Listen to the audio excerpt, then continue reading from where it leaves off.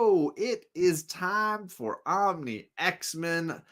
We are back. This is the night, Tuesday night, Omni X-Men back on my channel. We're talking Storm, we're talking Dr. Doom, and I got the biggest X-Men fan in the world here with me, and he's reading Lego. Oh, hey, John. Have you read this new magazine? Fantastic. Anyways, how you doing, man?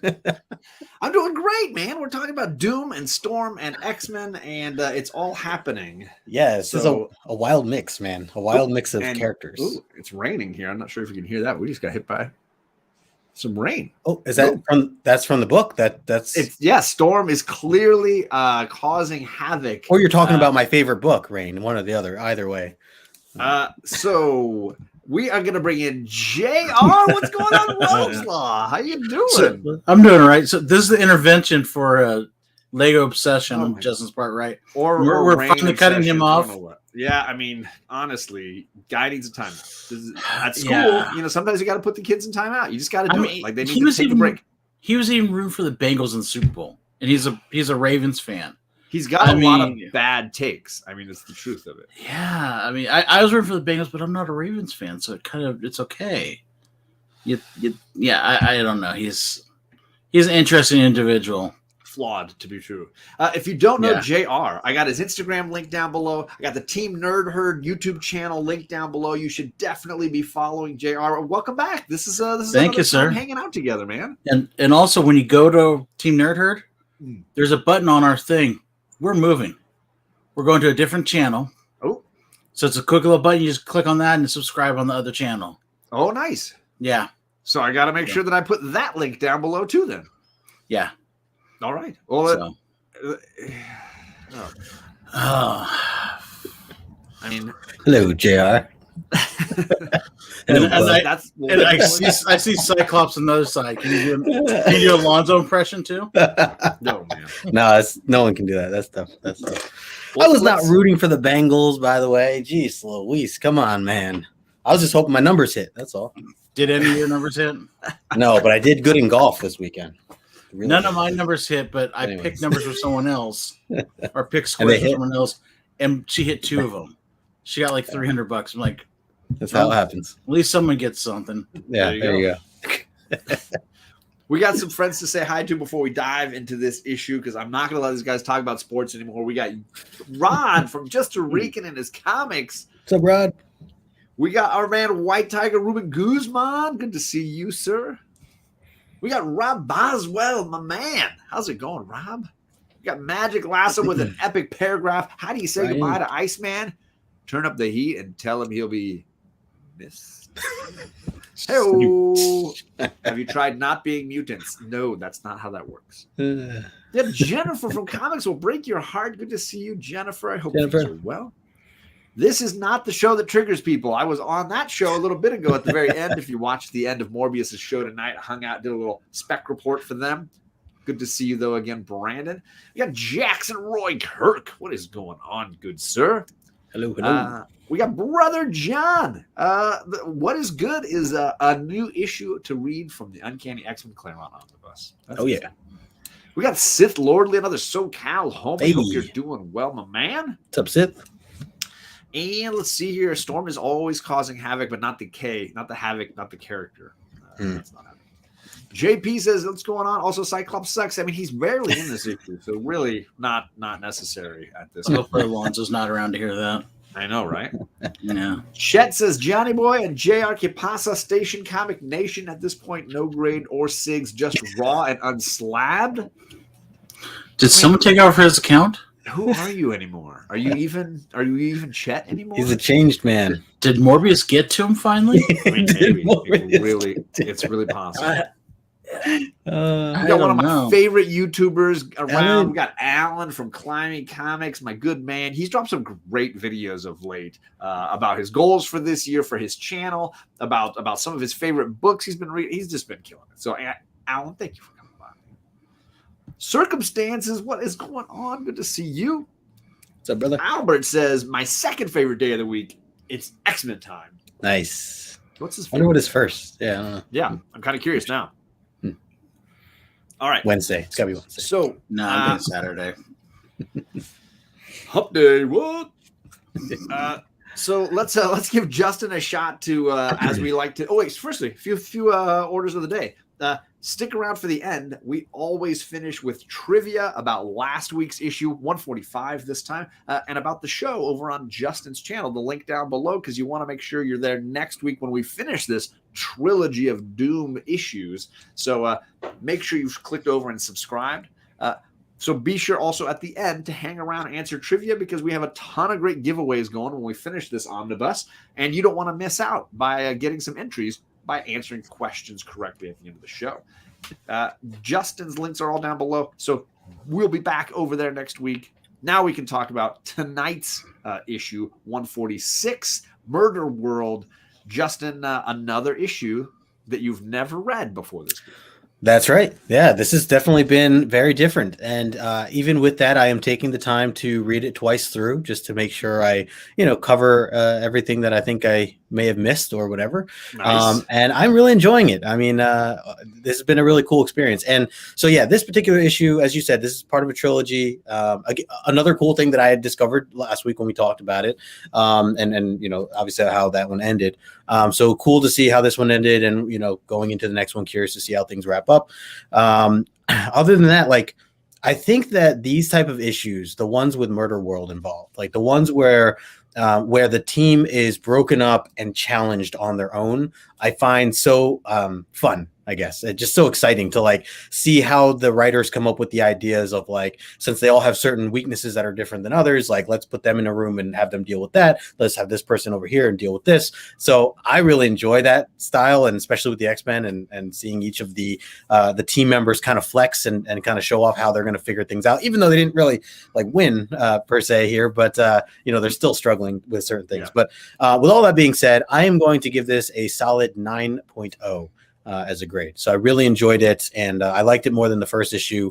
I know, the first issue setting up a little bit more so. But yeah, so diving into this, I'm definitely looking forward to breaking it down. Nice. Hello to Kenneth Bird. Thank you for coming by. Hello to my friend in the Pops community, Geeky Mama Bear. Good to see you. Thank you for swinging by. Nice. Much appreciated. So yeah, JR, what about you? What were your thoughts on this issue? Well, first of all, like I said before the show, this is the first time I've read it probably in 15 years. So I kind of went into the clean slate. It's got Arcade, which is one of my favorite villains of the X-Men. Don't get me wrong, he's not great, but he's just so quirky. He's fun. He's kind of like Mixel. He's like our version of Mixoplex. You know what I mean? Totally. I read it. I enjoyed it. I did not finish it all the way. I'm going to finish it after the show, obviously. But I thought it was a good read. The only thing I got kind of frustrated, there's some parts where they're talking about one team, and you're going, okay, you're going to go to all this, and it's like, oh, no, that's in the next issue. And I just you punks. I just I want that team. I mean, the team on the cover is great, even though I wonder, do they not have enough ink to do Havoc's costume?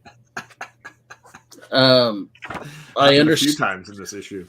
Yeah, I understand he's bright and does that stuff, but he doesn't go white when he shoots his powers off. No, he does not. Yeah, at least not before this issue, and not since. And I still the two other costumes. Oh my god! Like you guys said, we talked earlier. Banshee. I don't know where that 007 Banshee came from. Because he's definitely sloshed, but. Yeah. And then, so if you were going to give this a CGC grade, what do you think of it? I would give it an 8.0 with the off-white pages. And it looks like our guy Chet agrees with you. He called it an 8.0. That's where he put it. Much appreciated for people. Yeah, you can be new to X-Men. That's the whole point. We're going to break down the entire issue for you, and you can hear some of our crazy thoughts on it as well. So don't worry about that at all. And I'm not going to make you spell Mr. Mixip's. Yeah, I'm not going to make you do that. Joel the Geek, my friend, what is going on? Good to see Joel? you. Yeah, so I'm probably right in your guys' neighborhood. I think I would give this an 8.5 probably. I like it more than the previous issue, as I mentioned last week. I feel like each of the 3 issues in this installment get better as they subsequently go along, because it's less about all the exposition and setup than more about the action, the superpowers. This issue does have a ton of quirks and flaws, as most arcade books do, because they do defy logic in a lot of ways. But if you can buckle up for the shenanigans, I think you tend to get a lot of enjoyment out of it. And if you can see how a kid would read that and where a kid would feel certain ways about the story, I think you even find more joy in it. Yep. Yeah. Well said. So let's dive in and look at, in my opinion, one of my least favorite X-Men covers, period. I loathe and strongly dislike, I should say, this cover. But Justin, what are your thoughts on this cover, man? Yeah, it's definitely very noisy. Just the layout. I don't know. I guess, just the layout. I'm definitely not crazy about it either. Seeing it lined up with other issues, I don't think this would really stand out to me as just a cover standalone by itself. I mean, it does tie into Myrtle World and kind of what we got in the issue, so it's not off in that sense. But definitely, I could see where your description of this is kind of a much weaker than what we've been getting, and especially coming off of 145, which was a great, absolutely great, iconic cover. Like that's definitely maybe that's part of the reason is like we have that and then we have this. Also, I just don't like the oranges and red, like the red of the face laid on top of the oranges. I don't know, just kind of, and the red of his hair. And his eyes. Oh yeah, I'm not sold. JR, how about you? What are your thoughts on this? I know you were frustrated with Havoc's costume and with Polaris's costume and with Banshee's costume. Dark Stalker Jr. Also, the Guess Who wins. That reminds me a lot of like the Who, like their drum set. I don't know. I kind of like the cover, but I think the coloring is what screws. I think if this was a black and white cover, I think it would look a lot better. Yeah. But you need to give like all black to Havoc because he looks horrible. I mean, it's like a paint by number or something. It does look strange. Yeah. I colored mine in, JR. I think you should have to send in so you can see. You should have to paint it in. Like that's the remark I want. I want you to color in this part. There you go. What is up, Warlord? Good to see you, my friend. How you doing tonight? Hey.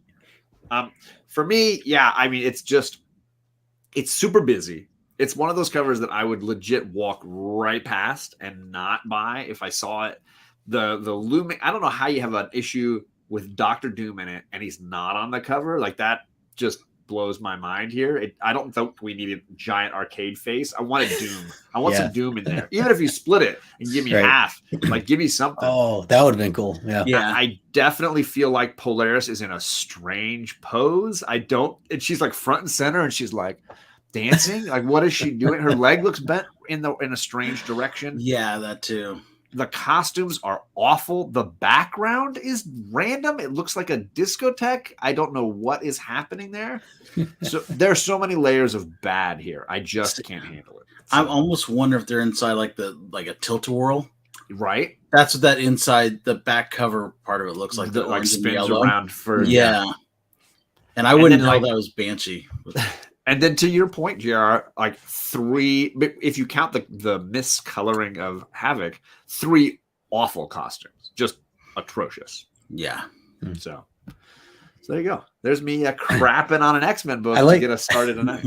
I like JP's comment of it's the Cyclops of X-Men. I was going to ignore that one.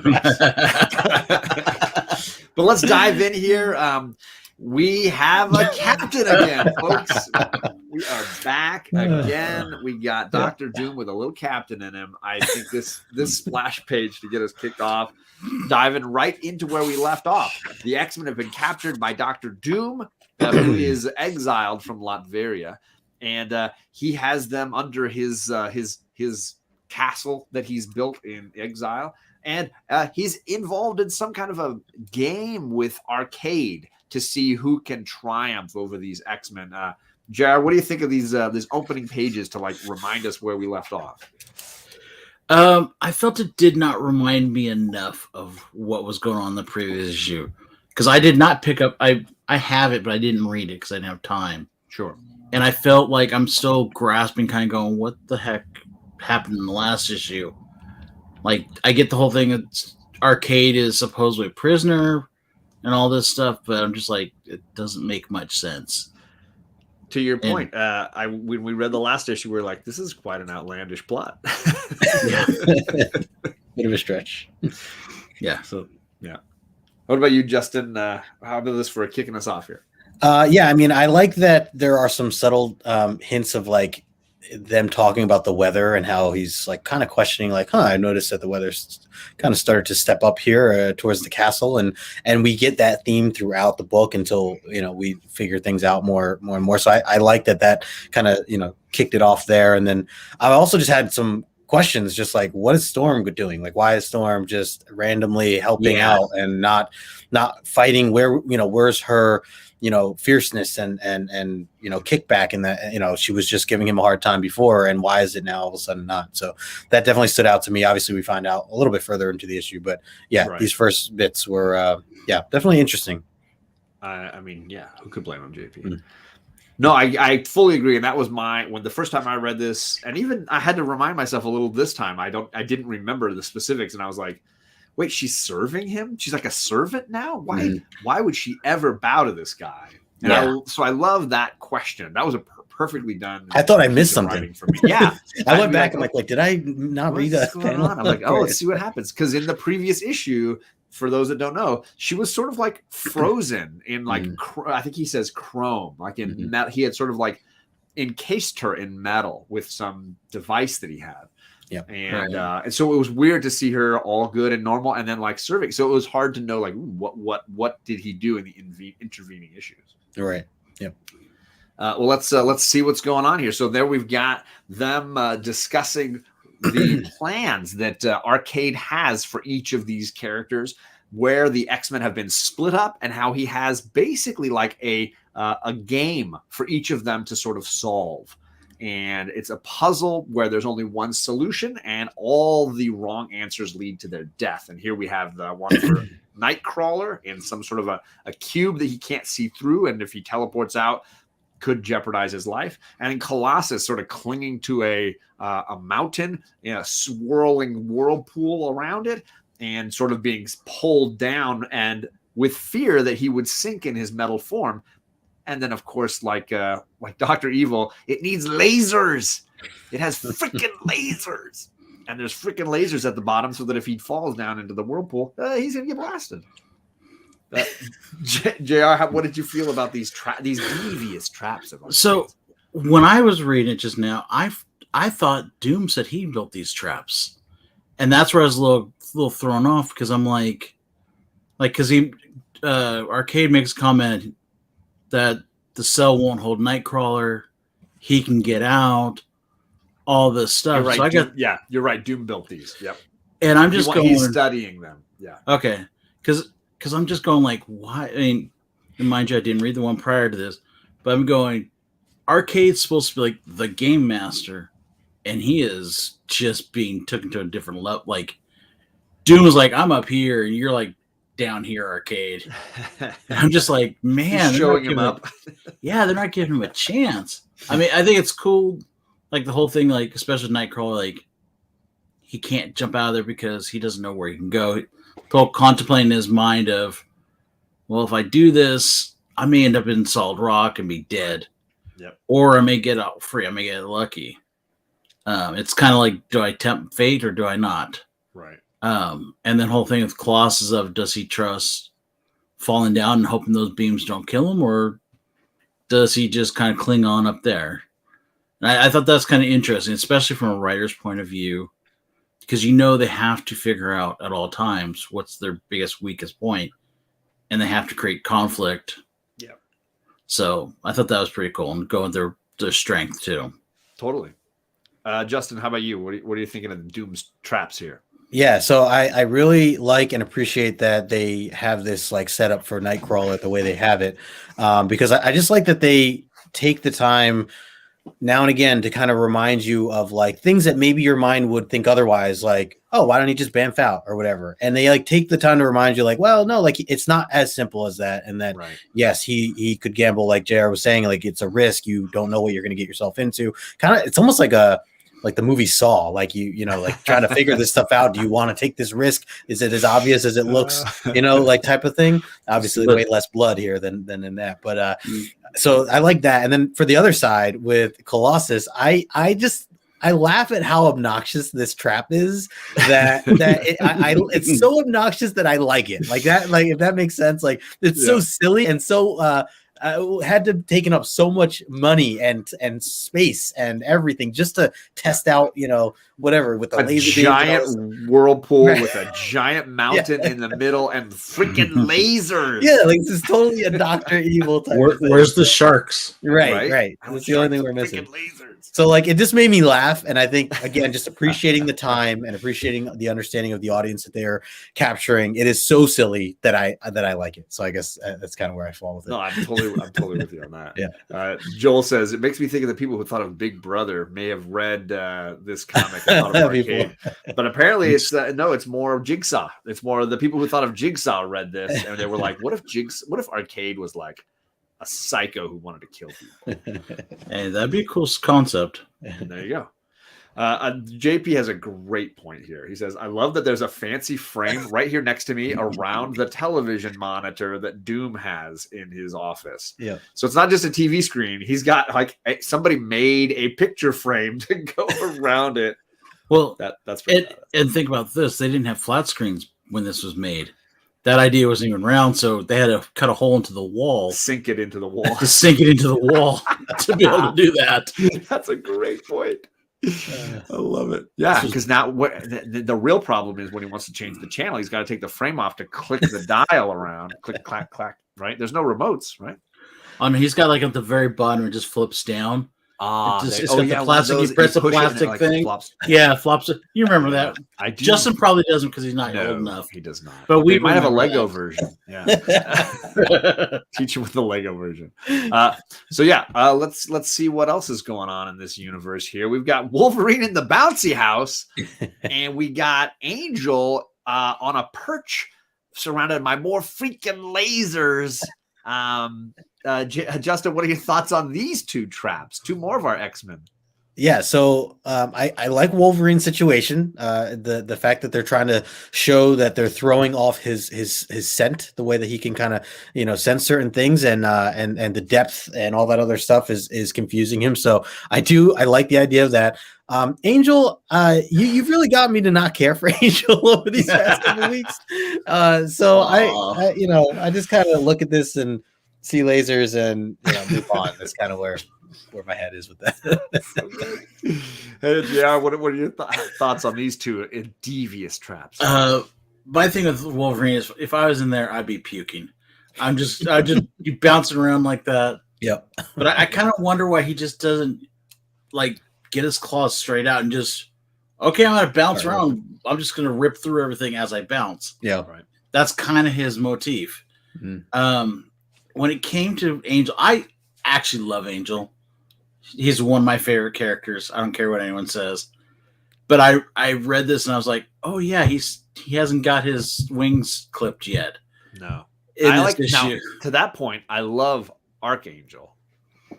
I love Archangel too, but not so much Angel. Angel's not a great character until he gets Archangel and the dynamic flipping back and forth. Absolutely. But either way, I like the one shot where you could see him sitting on the perch, and he just looks so sad sack. He's just like you see him like it's like, oh, I'm screwed. Woe is me. I thought I saw a putty tat. What woman's gonna come save me? You know, I mean, like, so good. But I'm just like this whole like his trap. I'm just like that. Just seems stupid. I mean, you really could have put any X-Men into that trap, right? I mean, the freaking lasers. Wolverine probably the only one you couldn't. I do think it's hilarious to you guys' points. Wolverine has one skill to get out of this, and he's not using it for the first 4 panels we see him. You're like, dude, you don't have a lot of options here. Just pop the claws and hit something. Let's go nuts. The same way you fixed the mansion, you could try to fix this trap. That's right. Yeah. It's your move, man. You got one move, but you're really good at it. Like, use the move. By the way, to Magic Lasso's point, they do note in here somewhere that they do give him clothes again. Like that actually was covered, right? Yes, it actually. Wolverine says, panel. Yeah, he says, considered him, he probably don't want any naked savages running around his precious chateau. He replaced my costume too. Naked. There you go. So there you go. It is, yes. The to Jackson Roy Kirks, he had mentioned it earlier. That the question does get definitively answered, conveniently for our younger viewers. Yep. Moving right along, we get Storm here, serving drinks, and Arcade shocked. What is going on? Only to reveal it's a fembot, man. That's not a woman. That's a man. So JR, what did you think of this twist? It was one of those ones. It's like, oh yeah, duh. This is the case. But I went in the back of my head a couple things. One, first off, the panel on the bottom. She surprised Arcade so much that his freckles fell off. The other thing is, did Doom already have a Storm fembot? And if so, who else does he have as a fembot hidden around there? He's never met her before. He mentioned in the previous issue, never met her before, but he had this girl ready to go. Yeah, I'm just like, man, I know you're smart. He produces them. He's got the factory on site. Well, he's loaded, right? He has the money. He can have this done, right? Yeah, right? He can. I don't think he. I think he could definitely have it done, but not in the time frame that you got. Right. Yeah, I mean, it's great. Yeah, so I mean, it's a great point. Like I did not even consider the fact that he made this robot very quickly, having never met Storm before. Yeah. So I absolutely agree. Justin, thoughts on Fembot Storm? I mean, I do like the storyline of this, and again, answering my question of like, how did Storm become this or whatever. And also, I read this digitally the first time around, so kind of seeing it panel for panel and seeing her, deface herself in that way was interesting. So, but yeah. Dude totally had a sexy Storm Fembot ready. Who could blame him? I mean, yeah. I mean, he was in love with her the minute he saw her. So clearly he was enraptured right after that. So next we see, where is Storm really? She has been frozen in some kind of chrome. Organic chrome is what Doom calls it. And while he's enjoying the fact that he is in this debate, I don't necessarily remember her wearing that outfit when he froze her, but whatever. It looks like she's changed clothes a little bit, but I'm not going to do any of that. What we notice is that in her eye, something is brewing, some power is growing, and she is thinking about her fear of being sort of locked into something. That sort of claustrophobia is breaking out. Justin, what did you think of these panels? Yeah, so seeing her in case like this, especially with the last episode or last issue, like I was thinking back to that fear of hers and just assumed that, yeah, she must have been, freaking out inside. Again, assuming that she could think, which they do clarify that she still has. They really pointed out too that she really still has her mental powers, even though she's entrapped in this right. Chrome or whatever. So, I thought this was badass, and I'm just like, I was pumped to be like, ooh, like, let's go here, let's have something real big happen now with her powers. So, I mean, we know how powerful she can get, so it's only a matter of time, right? Right. Great gift, by the way. I don't know what it's from, but that's the John Candy one is Planes, Trains, and Automobiles. Okay. Oh, okay. JR, what about you? What do you think about Storm's story going on here? I like it. I thought it was interesting. I didn't understand the wardrobe change. That I thought was a little weird. Also, how creepy in the second panel, what's his name? Arcade looking at her. I'm just going, okay, dude, calm down. But I do like, especially knowing in the background that she's very claustrophobic because of her parents dying and all that stuff. I'm just going, this this is going to be bad. She's about to blow some stuff up, and Doom's about to get a new castle because he's going to lose this one. Sure. This is a great comment from Jackson Roy Kirk. If you guys don't know the character of Jocasta, the sort of love interest or romantic interest of Ultron in the comic books, she does have a similar kind of look in the eye, especially. So that's an interesting. Well, I had never thought of that. I was thinking also makes me think of Emma Frost. Oh yeah, diamond in her diamond form. Yeah, well, very much of that. But they did say she could move. It's like one. She's like reverse speed force, basically. She's super slow inside. Well, no, I think they're saying like her body she could still move, but it's like it's slowed down to like a real slow level. Then that's how they dressed her. That's got to be. I'm sure he took his time. Understandably. So then we go outside of the castle, and a storm is raging because Storm's powers are manifesting sort of at will, sort of wildly, and all around the area these things are happening. So much so that even, sorry JP, but even way off out in the distance, we get Cyclops, and he's hanging out with Lee, the pirate. Sailor captain, sorry, not necessarily pirate woman. He met in the Man-Thing issue not too long ago, and they are somehow now trapped on an island. We didn't really hear about how they got shipwrecked there. And Storm's lightning bolts are striking. Cyclops's adorable little bandage flies off, and he starts blasting the ocean. And his secret is revealed to Lee, who says, "You don't really need to explain this right now because we're probably going to die." So it doesn't matter. Any thoughts here, Justin, on life on the island? Yeah, so like overall, I don't really care for that situation altogether right now. I know we've been going kind of back and forth just to fill in where Cyclops is right now and what's going on with him. I did, however, find that one moment very interesting, I guess, just seeing, the discovery of his powers and all this stuff. I like that they kind of addressed that. And especially if, I don't know where this whole thing with Lee goes, or, if she's a bigger character down the road or whatever, but for what it is, like, seems like a pretty important moment for the two of them. One thing that bothered me here was the fact that they went back and forth with Al versus Lee, is what I pointed out last time. Her name. Yeah, just was just like a little weird of the inconsistency. I don't know if it must have just been that issue and the rush from that last issue, but now they're back to Lee again. So I don't know, just another piece that kind of stood out to me. Yeah, and I think that there's people that have more than one nickname, and I get it, but like, yeah, it is. It's him that keeps calling her. He calls her Al. He calls her more than name. Yeah.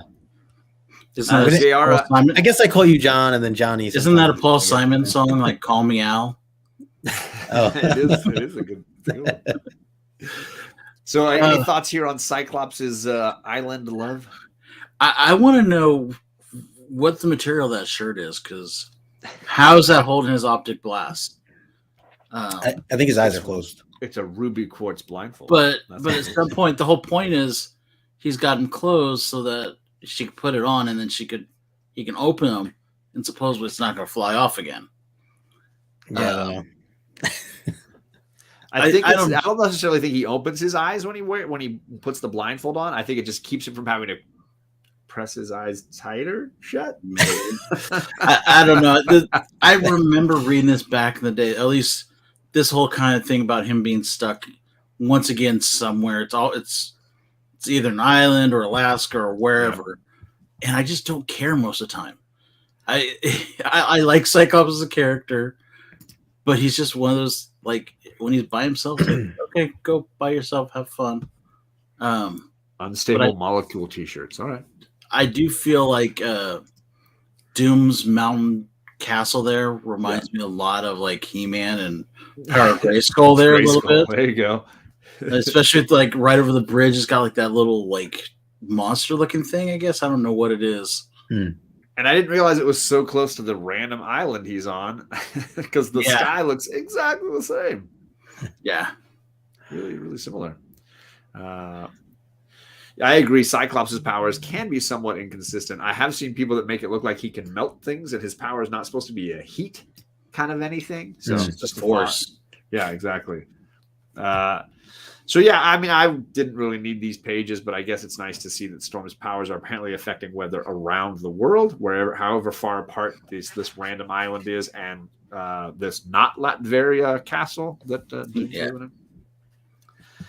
So moving right along, then we get to the other team that JR mentioned, where we've got the other mission, the mission for Polaris, Havoc, Banshee, and Iceman, where they are going to try to rescue all of the friends who've been captured and put into Murder World.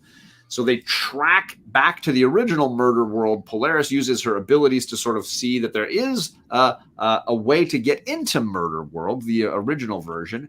And then they use their abilities to break all the way in, only to be found immediately by Miss Locke and to be captured. Lots of words on this page here, JR.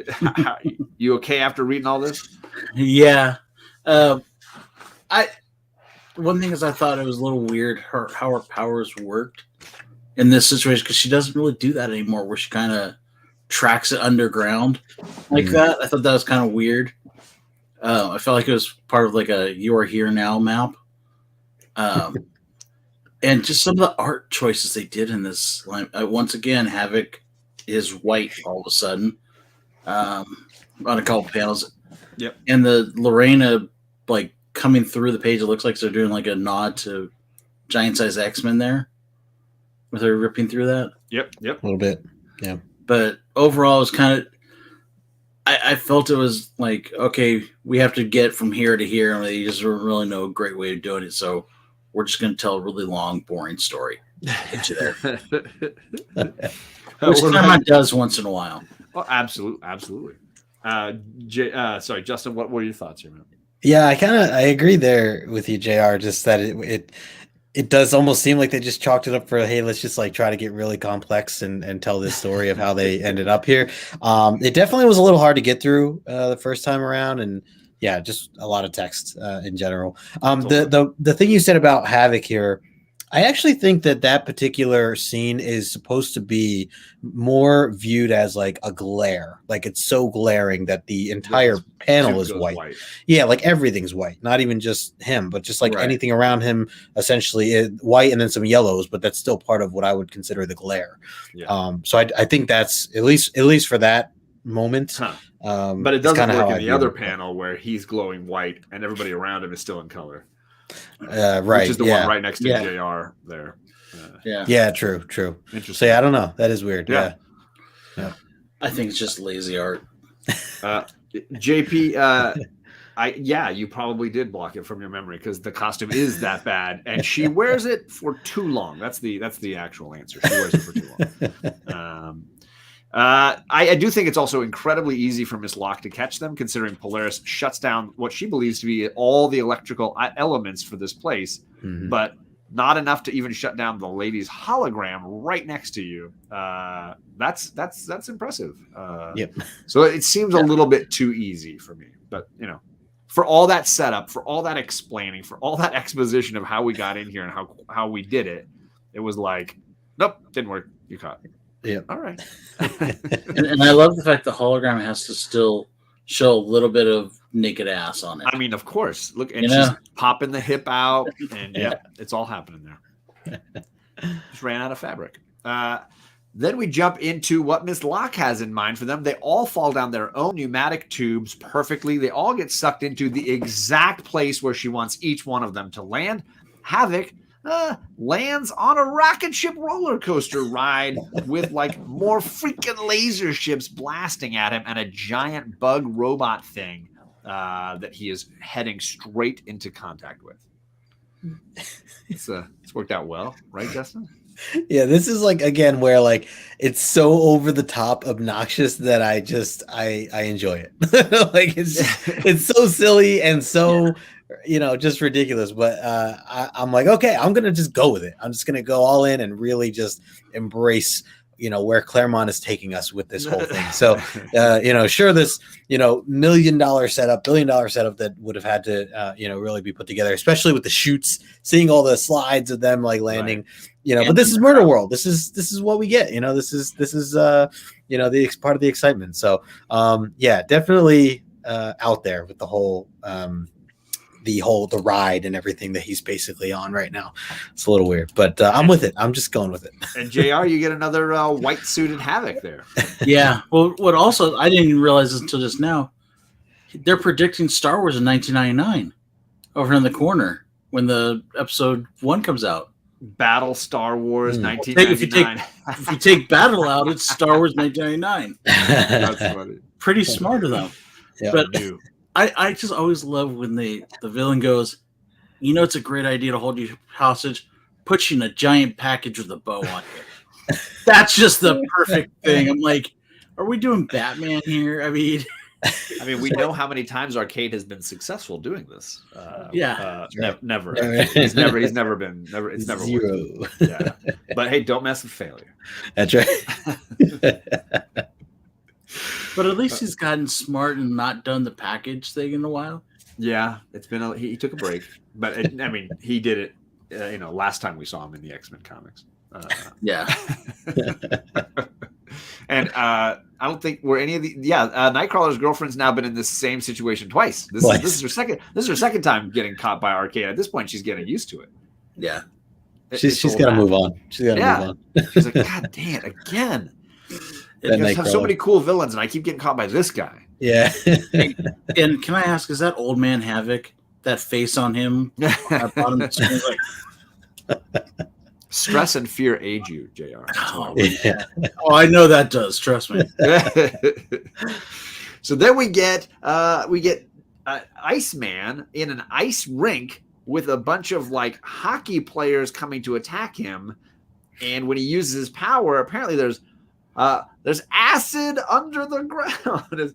There's acid. There's magma under the ice. Is acid that's burning its way through. Then we got Polaris stuck on the the carousel with man-eating carousel horses trying to kick her in the back and not bite her with their fangs. I don't know why they're going to kick and not bite, but that's their thing.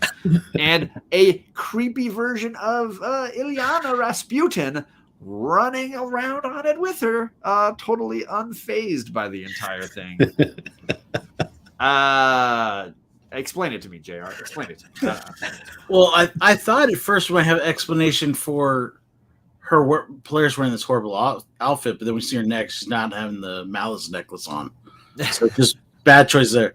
As far as the Ilyana thing, I was like, it makes no sense. I'm like, you're going to have a creepy little Ilyana running around. I guess she's short enough so the horses can't attack her. That's why. Yeah. And then the hockey team is the Alabama team because it obviously got the giant A above the locker room. Because if you're going to face a really bad hockey team, it's the one from the Deep South.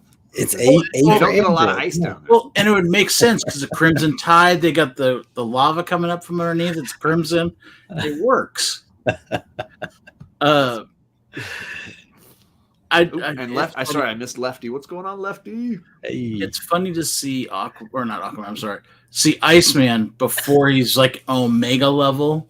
Yeah, because it's he doesn't realize. Right now he's even more worthless than Angel is at this point. He even made a comment earlier. When was the last time I got in a fight when I used my ice sled? I don't know if I can do that. Yeah, he couldn't even sled up around the walls and just get on ground up above this acid thing. Yeah, it's hilarious because in one of the most recent issues I've seen with Iceman in it, he's freaking killing frost giants. He's taking over, Jotunheim. He's killing frost giants. He's no sweat, and then frost giants are like, please leave us alone. And he's like, he's just like, see if I can do it. Yeah, basically. And now here he's like, I guess I'm a poonhound and I'm a wimp, but I go the other way and I'm strong as an ox. 1 for 8 on quality traps. But Doom can get credit for some, and apparently Ms. Locke gets credit for the other. Yeah, it's also nice. Isn't it great that they all landed in the trap that was made for them? Very convenient. Right? Yeah. Polaris didn't land on that ice. She would have been just fine on that ice. Iceman probably could have shut down that carousel pretty easily, or Havoc could have blasted the whole thing to heck. They just happened to land just in the right trap. That was perfect that they all stood on the right circle and went through the right pneumatic tube.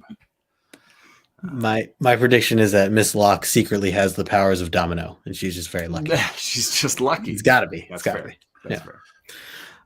So then Ileana turns super creepy and goes full like monster face and tries to shoot Polaris. But we'll get back to that later, because all of a sudden now we're in a like space western with Banshee, who is clearly wearing a space outfit, not a cowboy costume to fight cowboys, but he does have a laser pistol and he's going to fight back and blow a hole in the side of this cowboy shootout gallery, only to find Moira being tied to train tracks by a mysterious villain.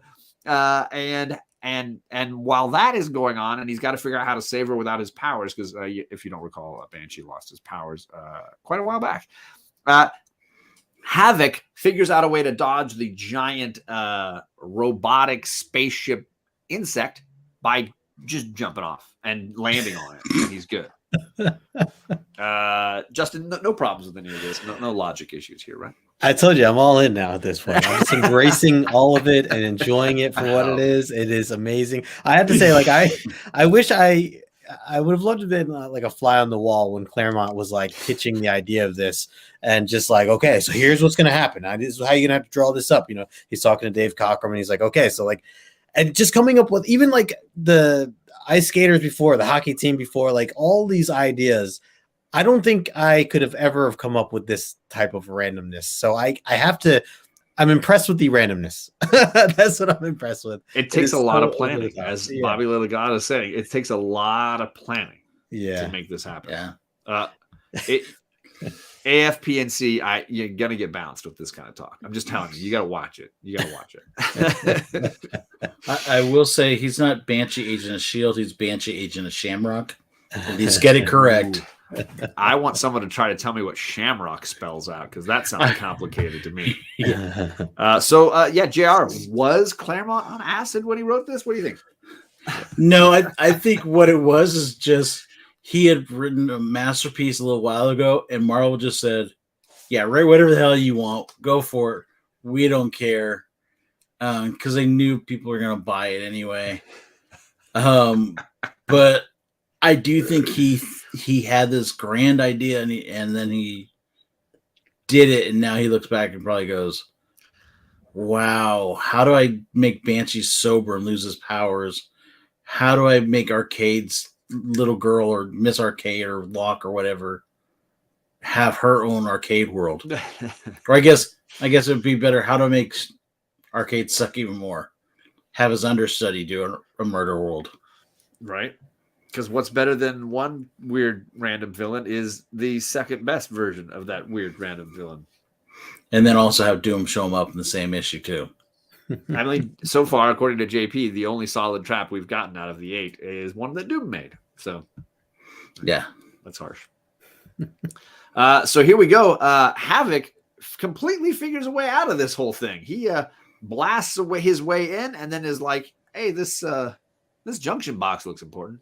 Let's just blast it." He's gone Wolverine strategy. He's like, I got one ability. I see something that looks valuable. I'm just going to blast the crap out of this place. and of course it works, because the systems start to malfunction. And Polaris decides, clearly this is not Ileana. I'm going to shred this clone. And then the entire tilt-a-whirl that she's on, the carousel, starts rolling like crazy and explodes in the midst of her nausea. And she's like, whew, I'm glad that's over. This magnetic anti-gravity force field should protect me from any more attacks and give me the breathing space I need to figure out my next move. That's my dramatic reading for tonight, Justin. That's great. And then of course another explosion, and she's instantly out of it. She's like, no, it's they have an ability to they have the ability to shut her power down, and they did not use it when they were trying to kill her, but they did use it when she was floating calmly in her metastasis there. All good, JR. Yeah, I like we finally get some color when he's like using his ability. in that first scene. Also, I want to play that giant Tetris game that the guy's playing on the computer there. Oh yeah. That looks awesum. He's doing a pretty good job. It looks a lot like of extra columns there. He really needs some of those long, skinny ones though. I will say I like some of the art in this, especially like Yep. when they're showing the robot being broken apart or the android, and you see all the nuts and bolts and everything. But again, you're just some of the stuff you're just like, yeah, that looks like a flying saucer with the carousel flying around like that. And to your guys' points earlier, like that cost a crap ton of money to build. Imagine the interior space underground needed to first build a carousel that does this, but then it can take off and fly like it's flying around a room. Yeah, they're in an underground space, man. Like, I mean, you're talking like the size of Texas you'd need here. It's amazing because they have yet to get above ground. They're still underground. They haven't gotten out of this place yet. I just think about the actual people who built it too, and how they had to like do test runs, probably. Right. Yeah. Fix any of the kinks there. Yeah, I agree too, JR. Like the artwork, I think definitely stands out here. Some of my favorite from this issue. I really like Polaris's face when she's like spinning. The way it's showing like multiple heads or multiple faces. I thought that was really well done. So I thought that was cool. And then the parts where she's like ripping apart the robotic Ileana is pretty cool too. Totally. And then we get back to apparently she fell perfectly through the only little gap in the hole that leads into Bobby's little roller ice derby. And Bobby's able to finally remember how to build slides again. He slides up there, snags her just in time, and then decides, you know what, we're going way too fast. We're going to crash. So he freezes the wall and just blasts right through it, you know, realizing, oh, wait, that's how my cold powers work. Yeah. Wait. So he blasts through, and just when they're trying to figure out what could happen to them when they fall through, we cut to the bad guys realizing, hey, somebody blasted this junction box. I wonder who could have done that. Hey, nobody's seen Havoc for a little while. Havoc's right there, right behind him. Basically just ready to go. Has a couple of great lines. I did it. I cannot tell a lie, sir. With every handy dandy all-purpose cosmic energy bolt, just like this. Part of me wants to kill you, Mr. Slowly, but I won't. I can't. Revenge is only for children. It's just wonderful. I also love Bobby's entire monologue. She's falling from like the ceiling to the floor, and he not only has time to save her, but he goes through an elaborate story of how I used to love her. But I don't anymore. Well, I kind of still do. She's got a boyfriend, but maybe one day we'll get back together. He goes through an entire romantic monologue of their history together before he catches her and saves her. I just love it. Yeah. What a time. What a time to be reminiscing. An X-Men. Yeah. And I just love there's no point at all you could see any of the fire or the acid from underneath. Nope.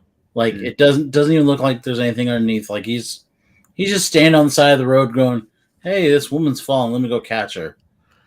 There's a lot of explanation of how that trap worked, only to not really need it at all. Yeah. And what happened to all the hockey guys? They're all burned up in that acid. None of them lived.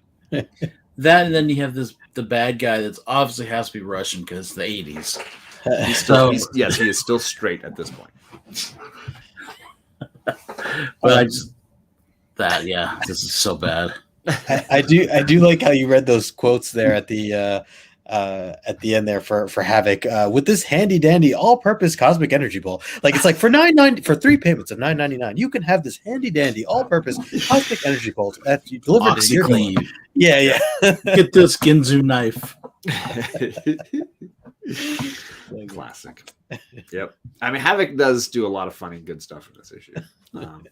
So let's jump back to what was going on with Moira. And apparently Banshee snuck up on that guy who was all the way through the wall tying the girl to the train tracks. Sucker punched that guy. Got him. And is worried that he won't have time to untie Moira before the train comes. And so he's like, no, I'll just blast the train as it comes down. And they're like, nope, it's got all your friends in it. Like, oh, crap. I can't really do anything about that. If only there was someone here to save me. Yes, there is, because Iceman apparently found you when he blasted that wall out a little bit ago. So he creates a slide. The roller coaster flies off the tracks, and the two girls get pulled and saved by Polaris, who's now awoken and back to all good again. Nope, just not true. Not all good. Turns out all of these women that they've just rescued are fembots, and we are now blasting, fighting the fembots there at the end. Did I catch everything there, Justin? I think you covered everything. I am disappointed that there's no fembot emojis or gifs in this. Yeah, I mean, I probably should have. That's my only complaint of this whole thing. It's okay. Yeah. You gotta have at least one. JR, what do you think about the twists and turns of this sequence here? I mean, it's just so ridiculous. It goes back to the Storm fembot from the beginning. But I just love the smirks on the two women's face. Yeah. Or the three women's face. Like, yeah, you think you're good. Nope. Let's go rumble. And just like, really, I mean, you had him he saves Myra, and you realize Destiny was right. She is evil. That she should be killed. It just... Can I change my rating on this? You're gonna join Chet here at this point. Yeah. And there's even a moment earlier that I didn't highlight, I think, where Polaris is like, "Oh, I better remember this later. There might be some more of these fembots." And of course, yeah, later there were some more of those fembots. Hey, they're right there. There's three more of them. And to Justin's point, like, this is just fun silliness to me, and I can definitely be on board with it and get some good laughs out of it. But for me, the weakest stuff is this the Polaris kind of stuff. It does irk me a little. I want to get back to our guys, but that's so let's see what's going on. Here we go. Look at this I mean, that's so sexy. That's so sexy. I'm at a loss. So Miss Locke is like enjoying the trap that's going on. She's like, this is very exciting. And then all of a sudden, nope, there's Havoc looking all sexy do, and then blasting her little gun with his little handy dandy ray there. Any thoughts on this amazing pose here, Justin? Yeah, no, I was so excited to see what you'd come up with for these panels here, him with the pose and all that. Yeah, no, that's all I have really. I mean, you know, I gave you so that there's some Daily Show guys from the old days there. You got Carell. I was gonna Jon Stewart and Jon Stewart and Colbert. Yeah, you got all three. Sexy. JR. We need a pop of Havoc like that, right? You got Jeff Goldblum one like that. We need to. Havoc has it's quite a pose. It's quite a pose. He is a thirst trap right there. He is setting his own trap of thirst right there. And I love how the circle isn't changed or altered at all in that pose. It is a perfect circle. You're right. Yep. Still. Yeah, his chest is facing us. Isn't that how that works? It's like a frisbee under his arm. I mean, I love that costume. It is one of the most hideous costumes he ever ridiculous. Had. But I love that costume. It's iconic. Yeah. But I just love and this is a good idea. Let me just boom and blow up her gun with his radiation. Yeah. So then we're safe. We're back outside. Everybody's rescued. Nope. The storm has apparently reached is this Arizona somewhere? New Mexico? The storm has now traveled the globe. Storm's storm is now really infecting everything. And we've got Banshee saying, only two people I love this. There's only two people I know capable of whipping up an instant hurricanes, Thor and Storm. I can't imagine Aurora creating anything this big. I doubt she could control it. We'd best return home, Alex, for as fear as we can. I fear this night's battles may be far from over. There you go. That was my best Irish accent. That was pretty good, John. That was for you, sir. That was for you. And we cut back to Doom and Arcade sort of discussing who's winning this battle of wits versus the X-Men. And Arcade laughing and giggling because, hey, not only did I steal one of your cigars, Turns out Nightcrawler did find a way out of that trap. Sucker. And he's laughing. So what do you think about this conclusion here, Justin? I like that we continue to see these like two egos kind of clashing throughout these past two issues now. We get a little bit more of it, like even in this particular scene. But I know that like even in like Doom's head, he's like talking about like the respect that he has for Arcade to even be willing to talk back to him the way he kind of talks back to him. Right. And yeah, I mean, even from what JR said in the beginning, like I do like Arcade's character. Like he's so wacky, and I know some people say this is like, their attempt at like a Marvel, version of Joker or whatever the case may be. But just as a standalone character, like, I do, from my experience that I have with him anyways, I do like him, and he is playing that kind of wacky role. Right. But yeah, I mean, definitely I'm excited. Since, like I said, like from the beginning of the buildup of Storm's Storm, coming this way, and now that we've connected all the dots and that it's all on her to do this, I'm excited to get into this next issue next week to kind of see how where it goes from here. And as you both mentioned before, like Doom may need to buy a new castle here at some point. Yeah, JR, do you think it's possible that Doom is a little too chill about the fact that the storm is getting really crazy outside?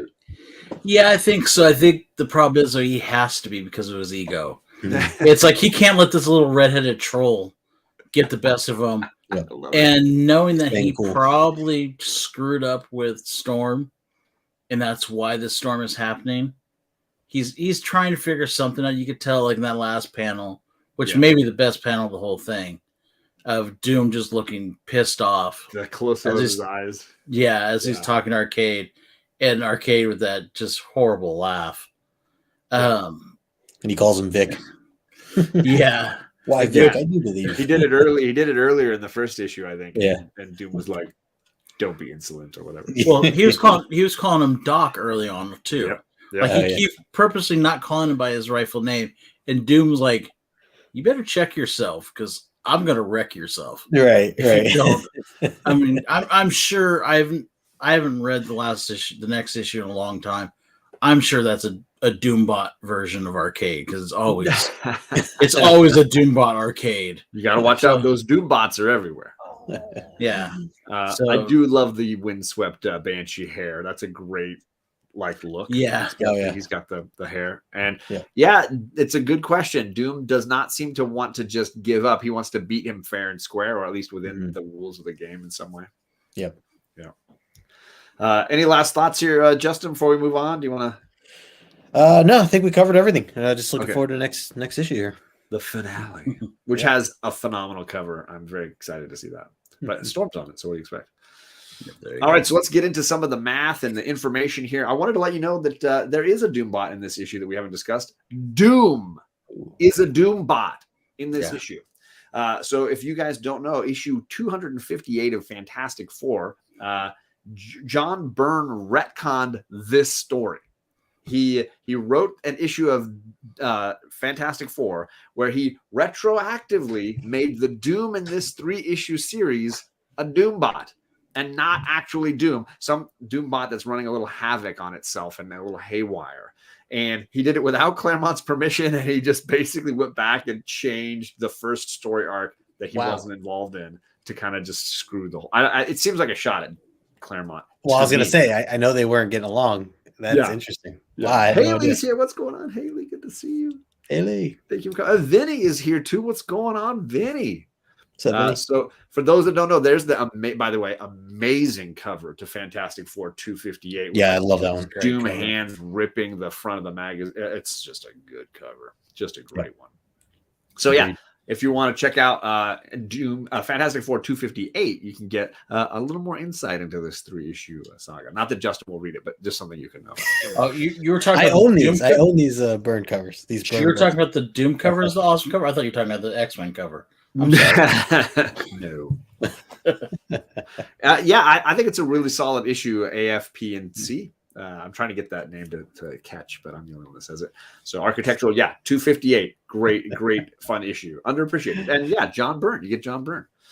So the fair market value of a 9.8 of the X-Men book we read is $95. Sorry, it's under my logo. But the more interestingly, the 30-day average is $160, which means that book is almost doubled in price currently to what it has been previously. The 9.8's going way up.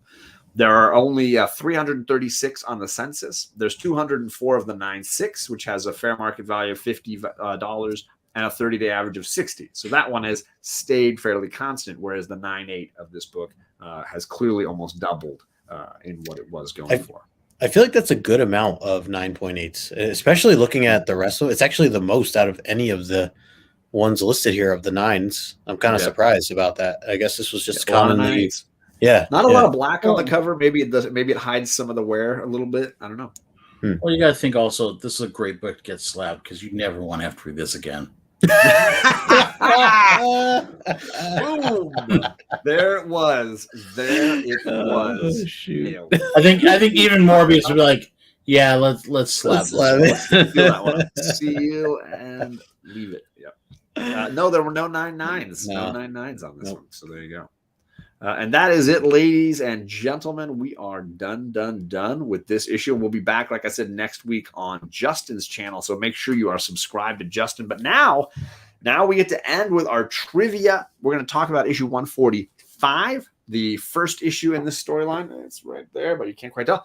So we're going to talk a little bit about that, talk about what we mentioned from the previous issue, and then we're going to look for the first 2 correct answers to our 4 trivia questions, and we'll give raffle entry tickets to those first 2 correct answers. However, JR is in charge of the 3rd entry ticket for each question. We're looking for the funniest answer, and so JR gets to pick his favorite of your funny answers. Okay. So even if you don't know the answer to the question, if you can tell us something that's funny for these questions, you could get an entry to our raffle and win some awesome prizes when we start pulling winners at the end of this omnibus.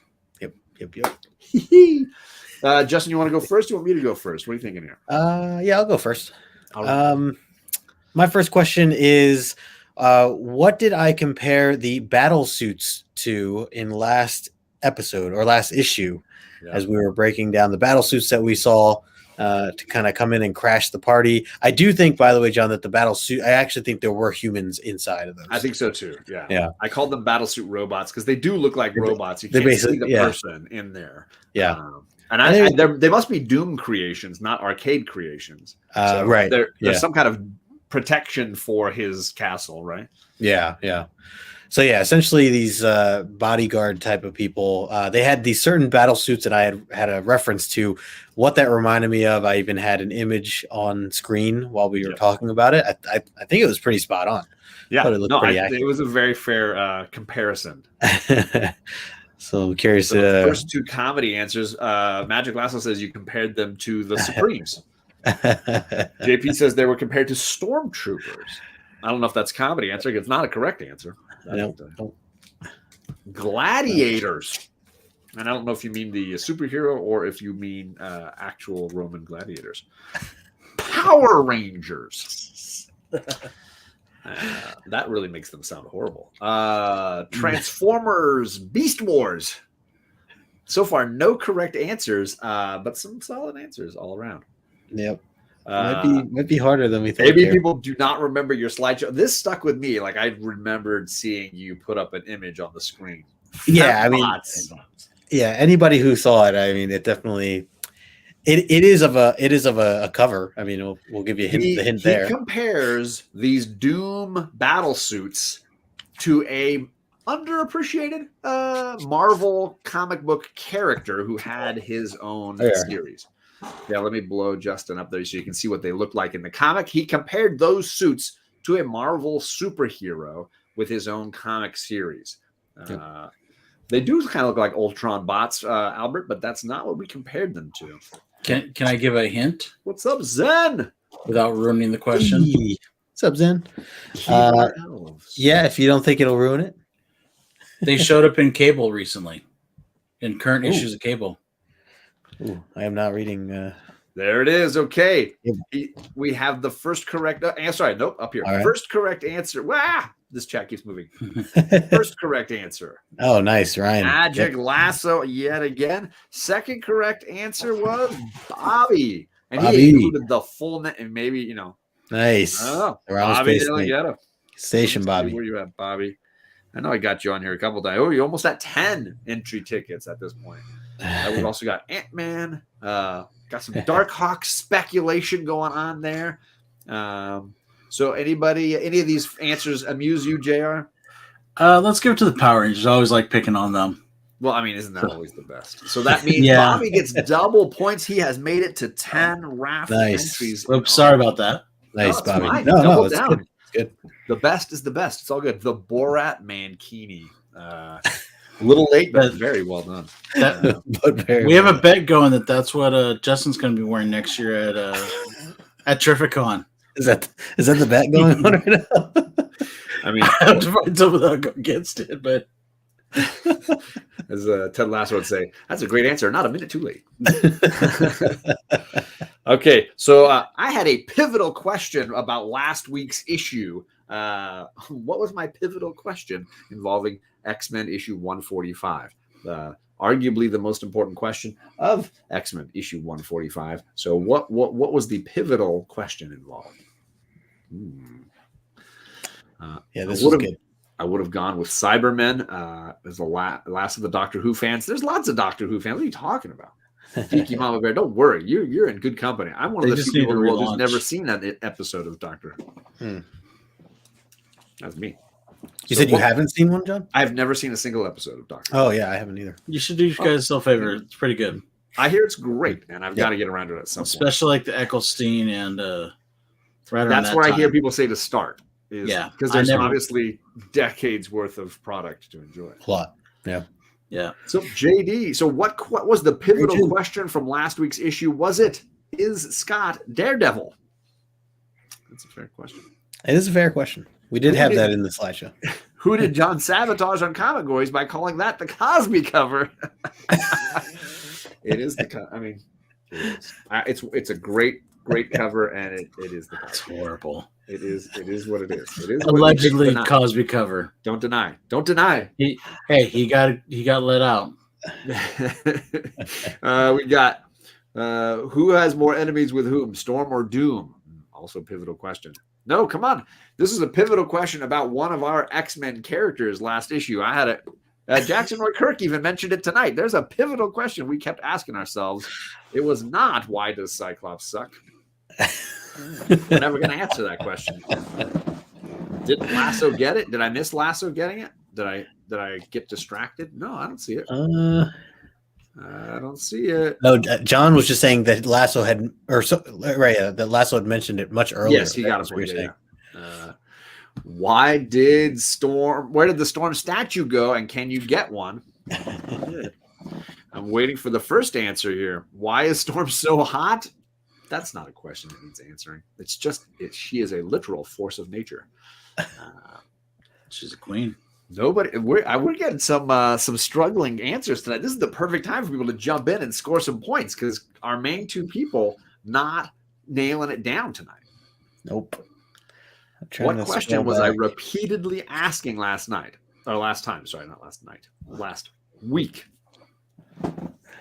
Might have to drop a hint here, John.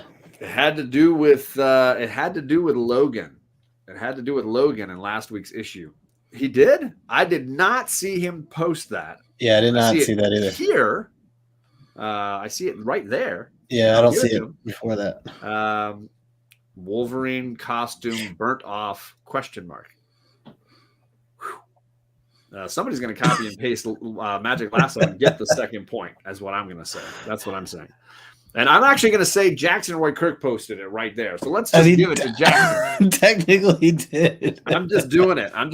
Jackson Roy Kirk and Magic Lasso. I didn't see it above Lasso. Maybe it's what it is, Lasso. Maybe it's your icon. I don't notice it as strikingly as your old one. So maybe I was scrolling through. I didn't see it at all. It didn't show up in our StreamYard. That's weird. Yeah. All right. So I got Lasso and I got Jackson. Where's Jackson Roy Kirk? He's got to be on here. Jackson Roy Kirk, is this your first entry in this new season? This seems impossible. And yet it is. That is Jackson Roy Kirk's first raffle ticket in this new season. Okay. And it was accidental with the quotes. I'm saying, still gets it. You still get it. Still gets it. Still get it. That's great. Is Wolverine naked? That was the real big question. Did you see any that you liked, JR? I got, just because picking on Cyclops, I got to go JP Budget Collects. Why does Cyclops suck? You try not to reward that guy, but I get it. I mean, there's a couple things that'll always get me. If you pick on Spider-Man or Cyclops, that gets me. Okay, right after Geeky Mama Bear said, I would have gone with, let's see here. I even went back and looked, and I see this. I would have gone with Cyberman, and I see nothing around it by him. So it must have been held for review at some point. I don't know. It's not showing up. That's the first for me in StreamYard. That's weird. Justin, what is your final question, man? All right, final question here. I think we'll have some funny ones. What was Bobby doing last issue when Professor X showed up, just his floating head, and summoned him that he was needed with the team? What was Bobby doing? I'll be more specific. What was Bobby doing with his superpowers in last episode while he's in his dorm room by himself and Professor X's head just shows up out of nowhere? You're kind of like serving. You're like you're setting this for people so they can just spike this down. Absolutely. Because you changed your question halfway through. I did. Oh. You said, what is he doing with his powers? Yeah, I was going more for the for what was he doing for the powers? That was more of the answer I was looking for specifically. I mean they could have just said he's sitting. Is what I was. This is hilariously on. I mean, it's kind of true. So, do you call this one? Is this the first one you see? So So right, yes. What about right above that? Right above it is a soda. It's a soda. It's not soda. Now, does he say the word beer? He does say the word beer. Okay, then it's DQ. You got DQ'd, Albert. But let's see if you got the second correct answer. Sorry, Albert. Cooling a beer right there. So all right, the second one either way. Okay, you made it. You made it in either way. Albert, do I have you in here anywhere? I thought he was on our list. No. Yes, you are. You're up near the top. I got you. I got you, Albert. I got you. All right. So it was Lasso. Was he working a side job selling snow cones? Oh, look at 62 Lefty Blues. I'll get there. He was making more snow cones. I'll take a half a point. You're not going to get it. He was carving the old icicle. We're going to remove half a point from Chet just because he claimed half. I mean, full point. Yeah, well, full point. Chet. It's bad enough Justin won't read my recommendations. They give me my half point. There you go. All right, JR, you want to give? We want 62. Yeah, I give it 62. Absolutely. That's the best one out of there. He's always one of the funniest guys in the chat. Much appreciated, my man. Nice. All right, last question of the night. When Storm finds out that the bad guys have been kidnapping people connected to the X-Men, she flies around and checks in on a lot of people, including Nightcrawler's girlfriend.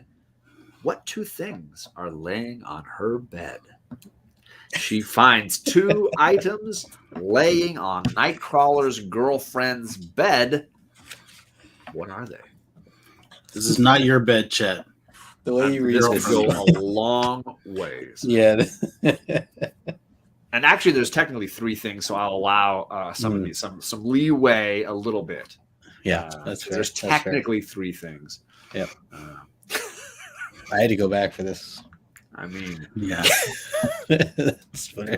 Everyone needs bare necessities. The simple bare necessities. Okay, so I believe I'm giving this one to Alan from Climbing Comics. All right. Nice. Where are we at, Alan? There we are. And I'm going. It just jumped a whole bunch on me. And I'm going right here with Raging Cage and a doll and a card. So there was a pillow. There was a little card. And there was the Nightcrawler doll, because apparently I didn't realize the X-Men had merch. Back in issue 145, they had merch. That could have been a voodoo doll, too.